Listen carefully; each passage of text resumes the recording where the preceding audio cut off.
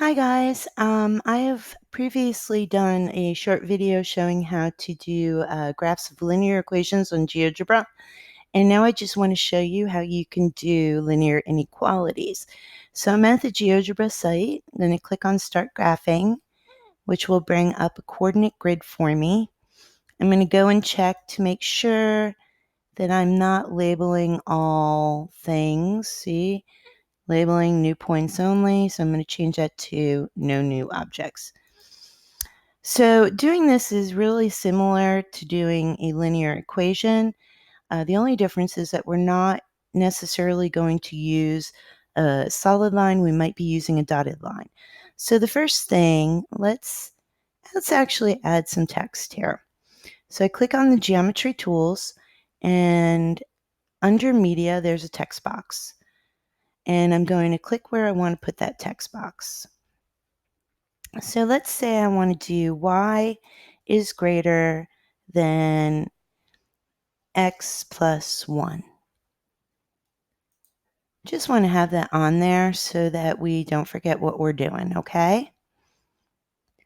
So now let's go put in a few tables of values, or a few points. So we're going to do the same thing. Let's do a equals, and if x is 0, 0 plus 1 is 1, so that's my first point. And let's do 2 more points.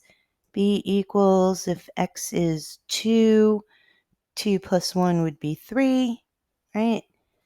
And then let's do another one. Let's see. Oops, it didn't go in there. All right. Capital letters, by the way, when you're putting these points in.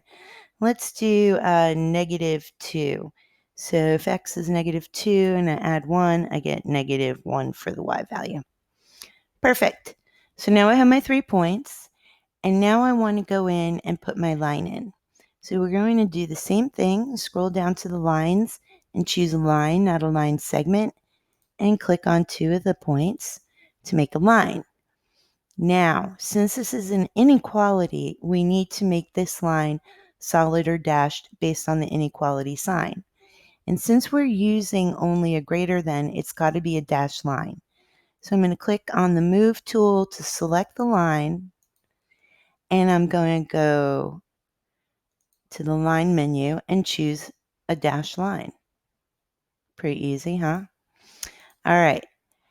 Then the other thing we need to do when we're working with an inequality is shade the solution area. So since y is greater than x plus 1, we want to shade above the line.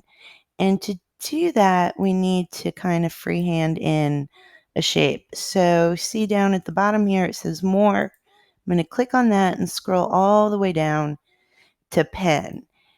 Now here, you do not have to fill in the whole space.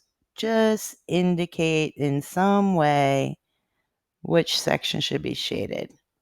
And since I'm not a big fan of the black, I'm just going to change the color. I'm going to click on it, right click on it, go to settings, choose a different color. There we go. And so you could save this file and submit it just like you do with the linear equations. Your teacher will totally understand what this is. Okay? So that's it for today. If you have any more questions, contact your teacher and we can help you out with it. Bye.